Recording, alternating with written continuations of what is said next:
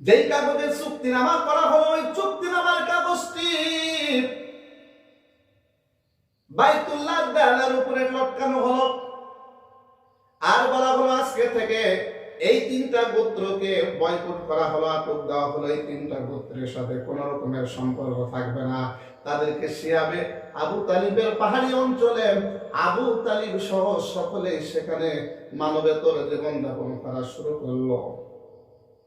বনু হাশিম গোত্রের লোকেরা একদিন যায়, 2 দিন যায়, 3 দিন যায়, মাসের পর মাস যায়। যখন খাবার ছিল না, খাবার না থাকা অবস্থায় তারা কান্নাকাটি শুরু করলো। ছোট্ট ছোট্ট বাচ্চারা কান্নাকাটি শুরু করলো।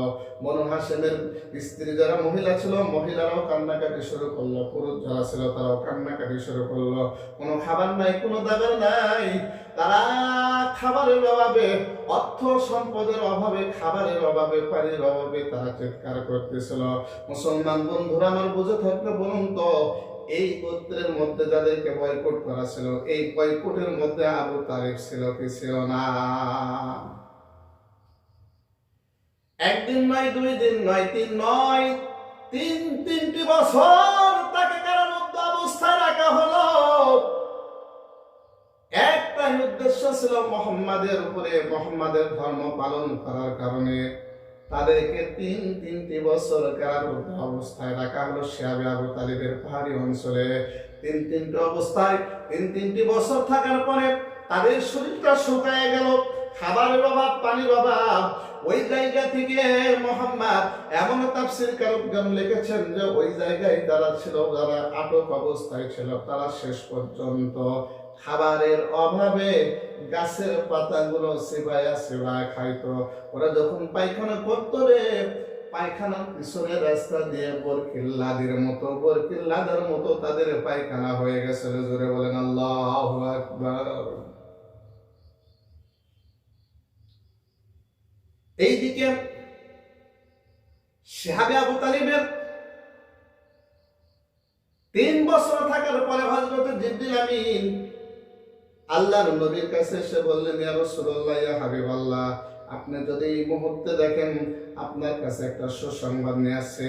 যে আটকনামা, যে চুক্তিনামা বাইতুল্লাহর দেয়ালের ভিতরে তারা লটকায়া রেখেছিল, ওই আটকনামার শুধু আল্লাহর নাম ছাড়া আল্লাহ রাব্বুল আলামিন এমন কিছু পোকা পাঠিয়েছেন, আল্লাহর নাম ছাড়া সবগুলো নষ্ট হয়ে গেছে। জোরে বলেন সুবহানাল্লাহ।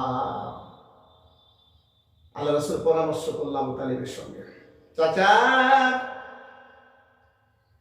যেই চুক্তিনামা তারা বাইতুল্লাহর দেয়ালের উপরে লিখে রেখেছিল, ওই চুক্তিনামায় আল্লাহর নাম ছাড়া কিছু নাই। এই মুহূর্তে আপনি যদি তাদের সাথে কথাগুলো কথোপকথন করে চুক্তিটা যদি ভঙ্গ করা যেত। এইবারে আবু তালিব মক্কার কুরাইশদের সাথে পরামর্শ করে বলল, শোনো, তোমাদের সঙ্গে আমাদের যে চুক্তিনামাটা হয়েছিল, আমাদের যে বয়কটনামা, আমাদের যে আটকনামা ছিল, আটকনামা যেই বাইতুল্লাহ দেয়ালের উপর তোমরা রেখে এসেছিলে, লটকায় রেখে এসেছিলে, শুধু আল্লাহর নাম ব্যতীত সেখানে আর কোনো কিছু নাই। মক্কার কুরাইশরা বলল, আবু তালিব, আপনি একজন স্বনামধন্য ব্যক্তি, মক্কার আপনি একজন ধর্নাঢ্য স্বনামধন্য একজন ব্যক্তি, সুতরাং আপনার কথা যদি সত্য হয় তাহলে আপনার ভাতিজা সব আপনাকে ছেড়ে দেওয়া হবে, আর যদি সত্য না হয় তাহলে আপনার ভাতিজাকে আমাদের হাতে তুলে দিতে হবে। তাদের কথা মতো সেখানে বাইতুল্লাহ দেয়ালে দেওয়া হলো। যাওয়ার পর শুধুমাত্র আল্লাহর নাম ব্যতীত সেখানে আর কিছু নাই। জোরে বলেন সুবহানাল্লাহ। সুতরাং আবু তালিব এতটা বেশি ভালোবেসেছেন, তারপরও আবু তালিব আল্লাহর জান্নাতে যেতে পারেন না। আবু তালিব মৃত্যুবরণ করবে। আবু তালিব আর যা মুহাম্মদ আবু তালিবের কাছে গিয়েছেন। যাওয়ার পর আবু তালিবকে ডাক দিয়ে বলেন, চাচা, আপনি শুধু লা ইলাহা ইল্লাল্লাহ বলুন, বাকিটুকু হাসরের ময়দানে আল্লাহর কাছে আমি সুপারিশ করে আপনাকে জান্নাতের ভিতরে নিয়ে যাব। আবু তালিব আল্লাহর রাসূলের কথা শুনল, মুখে মুখে লা ইলাহা ইল্লাল্লাহ বলবে এমত অবস্থায় কাছে বসেছিলেন উতবা সাইবা আবু লাহাব আবু জেহেল। আবু জেহেল ডাক দিয়ে বলল, দে আবু তালিব, তুমি আজকে ভাতিজার কথা শুনতেছো, তুমি যখন মারা যাবে তখন মক্কার মানুষরা বলবে আবু তালিব একদম সুনামধন্য ব্যক্তি হওয়ার পর বাপ দাদার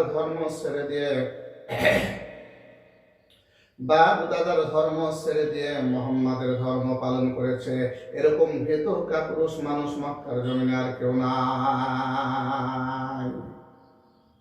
আবু তালিব আর কালিমা পড়েন না, মৃত্যুবরণ করে চলে গেছে।